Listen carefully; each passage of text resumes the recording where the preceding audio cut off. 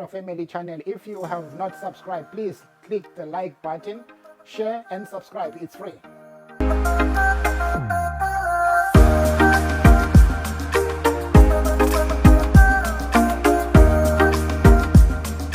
Described as an experienced litigator, and while there, she did not conduct herself with distinction. A serious question mark must exist over her personal judgment and her independence. She was peripherally involved in the Mluli matter, which cannot be regarded as a success, since his conviction was on the basis of such as watered-down charges that the murder of Mr. Oupa Ramaphosa remains unaccounted for to this day. Her very cozy relationship, and some say intimate relationship with her boss, the rather odious Menzies Milani, led to speedy promotions and her very vocal and active support of his role in the capture of the NPA. One cannot leave her role. You don't have to like it. You don't have to like it. One cannot leave her role in the Ideological acquittal out of consideration either. Point of order. Having played her part in the destruction of the NPA, Ms. That's a point of order, Honourable Member.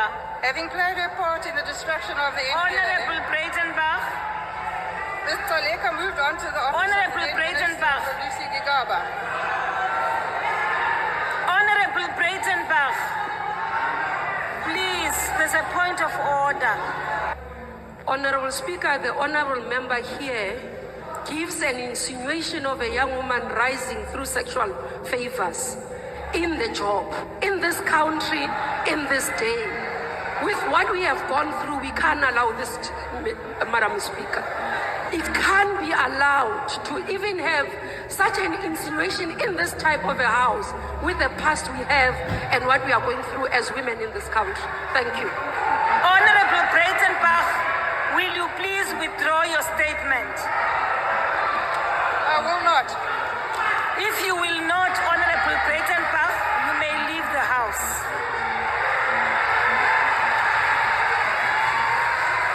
Honourable members. Another way to look at it, though, is, you have three parties, the ANC, MK, and EFF, which are spouting socialist and left-wing nonsense, which is very worrying because that's 64% of the vote that still believes the government should make decisions, not individuals, that free enterprise is not the way forward. But to me, the most worrying development, the scariest development, is MK.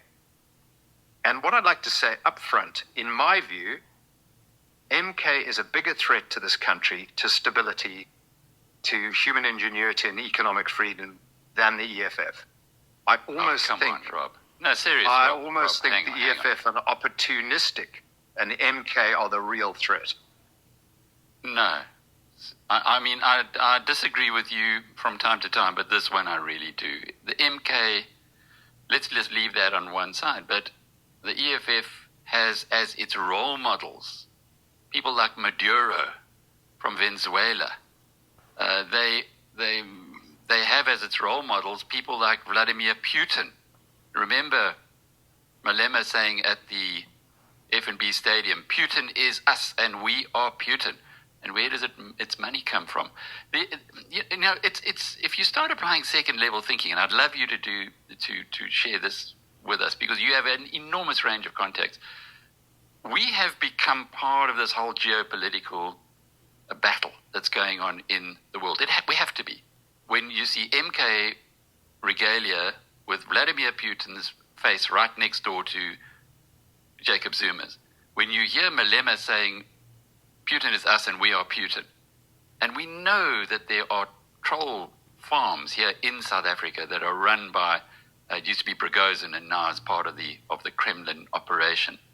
This is, to me, the most scary thing. And that's where I would love to get your insights into that. And perhaps that aligns with what you've just said to us now, that you're really worried about MK. So to me, MK is a bigger threat than the EFF, and here's why. The EFF has been in coalition with the DA in municipalities, has been in coalition with the ANC and others. And the reports that I've had are that they are actually pragmatic. If in a coalition in a municipality, the EFF say they're going to do something, they tend to do it. MK is a wrecking ball. MK? So I've got to stop you there, Rob. Ekurhuleni? Come on, they've wrecked that place. They've plundered it to oblivion. Alec, How I'm can not you say saying what they're a you've said? good. I'm not saying they're a force of good. They're not. But what I am saying is the MK is a bigger threat to stability than the EFF. Both are loonies. The EFF will sell whatever snake oil keeps them in the game. And remember, they are less than 10%. They've stagnated. They've been humiliated. And Juliusmalema, deep down, is a capitalist. He owns tons of properties. He's a member of the Ananda Club. His kids go to private schools. He wants to be one of the economic ruling class. Jacob Zuma is like this with Putin. That's where he got his funding from. No, all I'm saying is in the scale of bad, MK is worse than EFF in my view. Way worse. And they have military capability. You know, you really shook up South Africa at the Business BNC 2. And at the time, nobody was prepared to listen. And you said, listen, I'll put my neck on the line. And I know you've taken a huge personal cost from it. Is this one of those moments where you're now saying, okay, the rest of you guys think that the EFF is a loony socialist, entrepreneurial party that, sure, Malema's rich, but how did he get rich? You know, it's like, follow the dots. And yet you're saying to us, a little bit like maybe what you did in 2021, that there's another side to this picture, or are you saying the lesser of two evils? I'm saying the EFF is a lesser of two very bad evils. But what does that mean? What does it really mean? Jacob Zuma's money is direct from Putin, direct from Russia. I said this months ago. Obviously, the Guptas will contribute because they, don't want to be pursued into jail where they deserve. So he has access to significant funding. And he wants to disrupt democracy, break the Constitution. He doesn't care that this economy collapses because that's the Soviet playbook. I want to start with you here in studio. There seems to be a crisis in Gauteng. You believe that it's small issues that are not insurmountable. This essentially can be resolved. Is that your view? Well, Premier Panyaza Lesufi has forgotten that he's only the Premier because the DA voted for him. Firstly. Secondly, he's in the first stage of grief, which is denial that the voters rejected him and his party because they were unsatisfactory as the rulers of Gauteng over the last few years. And he needs to take those into account. The third thing is he's got 28 seats and the DA's got 22. And he mustn't now be greedy and try to grab far more than he's entitled to. The DA really wants to make Gauteng work and wants to make Lesufi look good for a change and our own people to look good. But the most important thing is to serve the people of this province. In your view, if these two parties are unable to find each other, could it place the national government in jeopardy? No, I don't think it would do that. The national government has set the tone and the example, and I'm quite sure that if Mr. Lesufi is unreasonable, the DA won't agree with him, and if he's unreasonable, President Ramaphosa will take out the whip. Bold reformer who did what was necessary. Instead, he was absolutely timid, he's conflict averse, and he put the ANC above the country. You speak of him in the past. Yes, he is in the past. Yeah, he is in the past, I'm afraid. Why so clear that he's in the past? He's likely to win. There are only three possibilities of presidents in our country. It's either going to come from the DA, the EFF, or the ANC. Or, since we have that little problem of threshold, it might come from another small party. Yeah. So you speak of him. He's likely to still be president. So what do you say to a Cyril Ramaphosa presidency again in South Africa? And what is it likely to achieve, in your opinion? from what it has done so far? I don't think it's going to achieve anything. That's the point. I mean, we all came with such high hopes in 2019. So you also had hopes? We all had hopes. I thought the best way of supporting Cyril Ramaphosa's potential was to back the DA, because then he would realize that he wouldn't be beholden to the EFF, that he would have a much stronger partner in the DA eventually. But I've given up that idea. I've given up that idea entirely because he's completely failed as a reformer. You're saying you've given up on it. So the idea of partnering with the ANC has always been there within the DA? No, it has not. It has definitely not. That has not been there. But I thought once, and that's me, that if Cyril came out as a bold reformer who did what he knows has to be done to get economic growth going, to stop corruption, to do all of those things, to get rid of cadre deployment, all of those things. If he was bold and did that, I thought there was potential. I don't think so anymore. Not at all. So you will never be in a coalition with the ANC?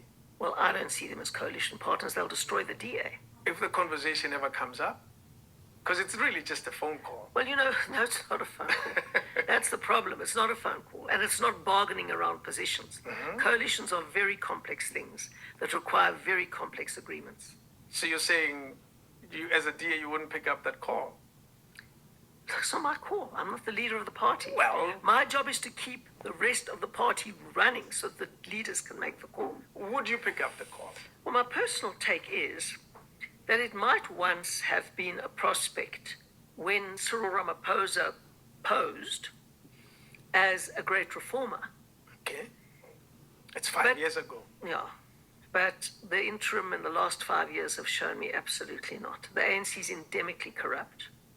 They're only involved and focused on staying in power to keep their fingers on the purse strings. And they don't have any inherent capacity for reform. What is the one thing that has disappointed you the most about him as president? His lack of courage. I know Cyril not well, but I do know him, and I did work in an extended cabinet with him for a while. Let me say that I think he's basically a good man, but the one critical ingredient you have to have in politics is courage.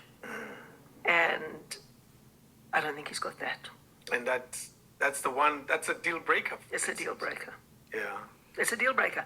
I mean, to fix South Africa, you're going to have so much courage. You've got to have a backbone of steel. And he doesn't have it. Is there anyone within the ANC that has it?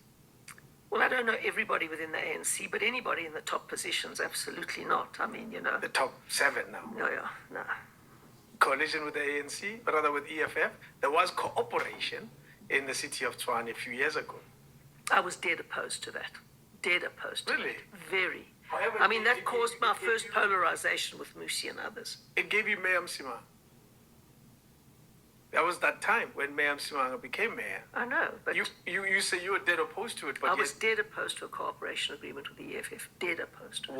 Why were you opposed to it? Because we believe in completely different things. Our job is to oppose the EFF.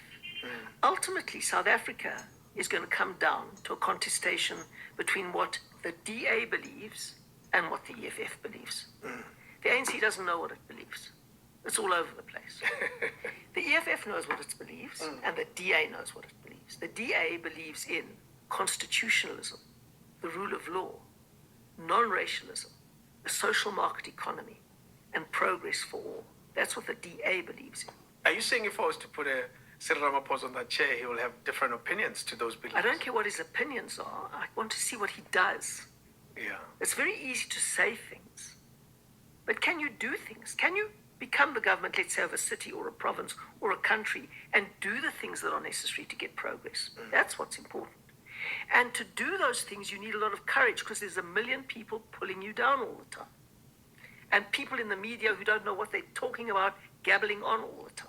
And a possibility, because we're going to have meetings very soon, within the next 3-4 months, where political parties like yourself will be sitting around the table saying, we only need 10 seats in parliament. We only need 7 seats in parliament. We only need 15 seats in parliament. And those conversations will get to a point where we say, maybe we should call Julius. And you're saying that'll never happen. It'll never happen. Look, I'm not the leader of the party, but it'll certainly never happen under our current approach to things, no. Yeah. What's likely to happen post-elections, in your take? With the moonshot being part of the conversation? The most important thing is, in this election, I really think, is the provincial contests. They're going to be big, big. I think the moonshot has a path to power in Gauteng. Okay. I know that MK has been a game changer in KwaZulu-Natal. I'm coming to it. But I think that we had a good shot with our other moonshot partner, the IFP. Mm-hmm. Are they still your partner? They're very much our partner. Okay. So they're a moonshot partner of ours. And we certainly had a clear path to victory there. The big thing that we need to do in the DA is to aim to emerge as the biggest party in various places, and certainly eventually nationally also, and then that'll be a complete game changer. And then we can really rescue South Africa. If you look at the raw numbers, there's a possibility that they could run the country with the IFP, which I think might be the first choice of Cyril and others. I think that's what you might see. Definitely not a EFF. Well, Paul Mashatile would want to go with the EFF. So it depends what the balance of forces are within the ANC, obviously. But, we will be very strong in terms of holding out an alternative to the EFF. Yeah. The EFF believes in one leader controlling the party controlling the state controlling the economy and society. Disaster. The economy will crash out within a year. There'll be nothing. Disaster. Unemployment, when you think it's bad now at 60%, wait till it's 95%. Disaster. We can't go down that road. Yeah. Negotiations until we'd concluded the national negotiations, but they stand separately. So we aren't, I'll be quite honest, we could threaten to bring KwaZulu-Natal down if they don't agree to the document's terms in Gauteng, but we're not going to do that. We're not irresponsible people. We don't want to hand KwaZulu-Natal to MK and the EFF. It would be a total disaster for that province. So we're not about to do that. There are other levers that we're going to use. Obviously there are. But we're not going to say the people of KwaZulu-Natal can be thrown to the dogs. Not at all. And we are also going to say that unless we have a respectful settlement in Gauteng, we're not going to sit and do negotiations around the reconstitution of all the metros like Ekurhuleni and like Johannesburg and like Mogale City. Because we have to build a basis of trust with the ANC. And they must tell us the truth. Because we have to be partners in I put it quite frankly. If anybody thinks in South Africa that you can take the land without compensation, you're living in a dream. Let me put it quite frankly to you. If you want to start a civil war in South Africa, do that. Do that. And I told you before, that don't misjudge. What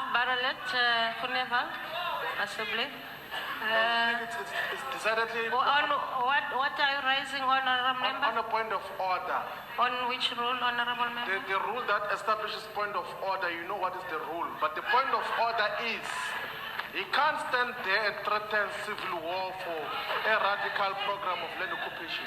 It's not parliamentary to threaten civil war. If you want civil war, don't threaten it there. Thank you. I think, Honorable Member. Never threaten civil war. You know nothing about war. Honorable Member, thank you. Your point has been made. Thank you. Parliament. Please. Thank you. If there are two MPs who should be under the prison, it is this one and it is this one. And it has everything to do with Chris Hani not being with us anymore. Now, before there was the Freedom Front Plus, there was the Conservative Party, and Peter Groenewald was an MP in the Conservative Party. The Conservative Party split from the NP because they felt like they were being too soft on apartheid. They had the support of P.W. Botha and felt like de Klerk was losing the plot. They also led a campaign that said people should vote no in the referendum. Now, the referendum was asking, should they end apartheid, yes or no? And they were encouraging people to vote no, meaning continue apartheid. And Peter Groenewald and Corné Mulder were part of the Conservative Party voting to continue apartheid. And those are the people who are now leading the Freedom Front Plus. Now, what does this have to do with Chris Hani? A guy named Clive Derby-Lewis was the finance minister for the Conservative Party. Now, Clive Derby-Lewis and another guy named Janus Wallis were later convicted for the unaliving of Chris Hani. One of the leaders of the party, Ferdy Hartzenberg, then went on record at the TRC to say that Clive Lewis carried out the unaliving at the wishes of the Conservative Party, the same party that Peter Groenewald and Corné Mulder were members of. So the fact that the Freedom Front supports Oranje and wants an independent Western Cape is not surprising at all. These are thoroughbred, unrepentant racists of the highest order, always have been. They are not apologetic about it. Now, this information is not a secret, it is not hidden, and if you really want to, you can even ask the Freedom Front Plus yourself, and they will tell you. And the ANC still made this man a minister in our cabinet. Minister of Corrections, to be specific. By the way, he wants the death penalty back. To a man like that, I wonder who in his mind deserves that penalty.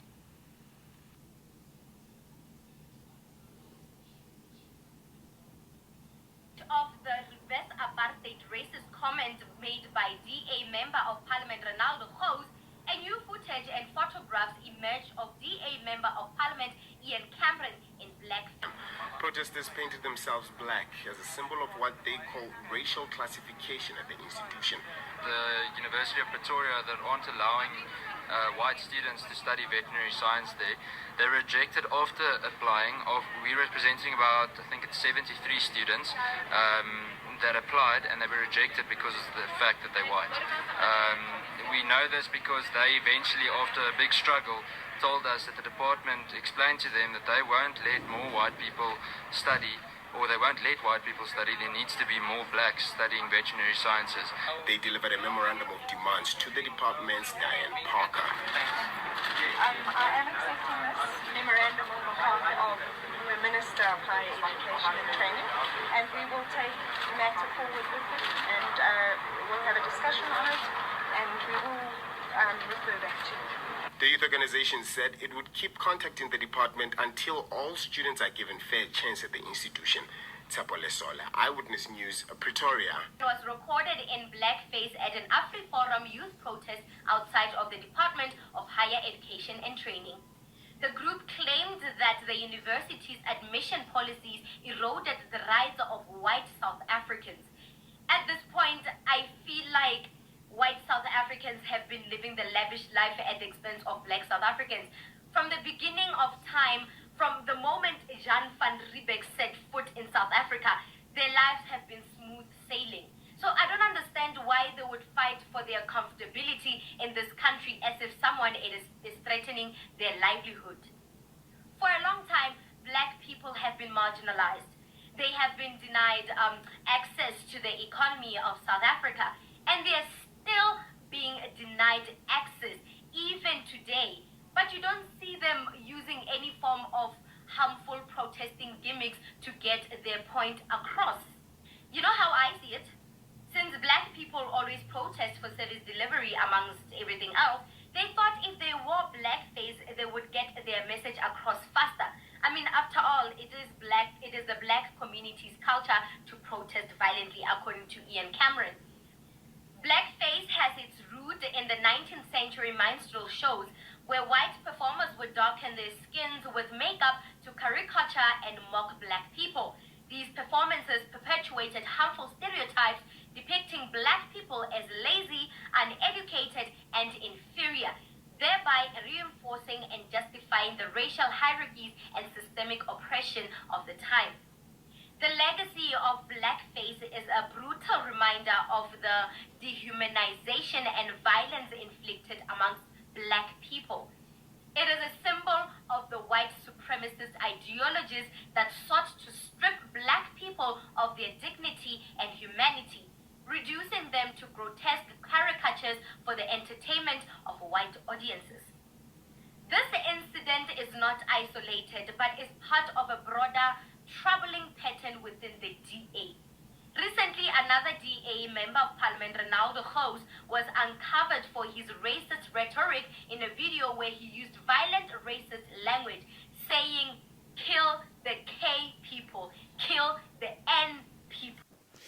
Watching the whole video, that shows that Cyril Ramaphosa rewarded an unabled racist to power. We have what Grodeval, Kenny Spratenbell, Ronaldo Gous, Mulder, Ian Cameron, all these people have got really issues, but they are in the levers of power. They are in Parliament of South Africa. What does it mean to have this kind of people? People who turn their faces, they change their faces, put black polish to protest, undermining black people? Really? Let's take time and think about this. Is it where we want to take the country to? What are they trying to show us?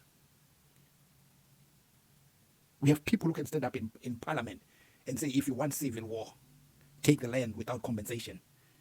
Grodeval had those balls, those guards to stand in Parliament and say such things, disrespecting the majority of South Africa, black people. Why did Ramaphosa do this? Was he under pressure? Was he saving his business interest? Why was he doing this? We don't understand. Black people have been going through racism.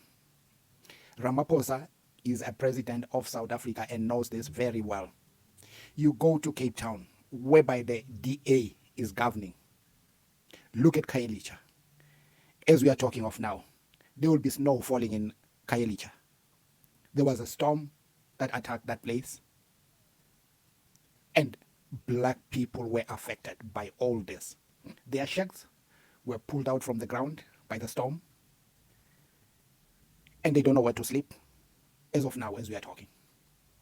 But we have a president who doesn't want to change black people's lives, but rely on improving white people's lives. I really don't know why he did this. South Africa majority are black people, and that is their original country. Boers came in and colonized South Africans, and their South Africans were racially profiled in their own country, and their land was taken by the Boers.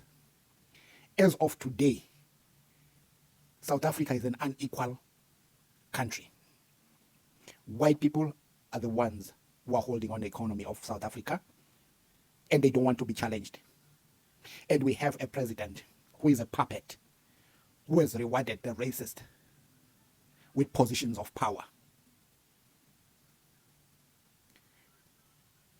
Family, I don't know what this really means. This is a serious problem in South Africa. Black South Africans, they do not have land, and their land was taken by the same white people who have been rewarded by Cyril Ramaphosa in the levers of power. Why he did this?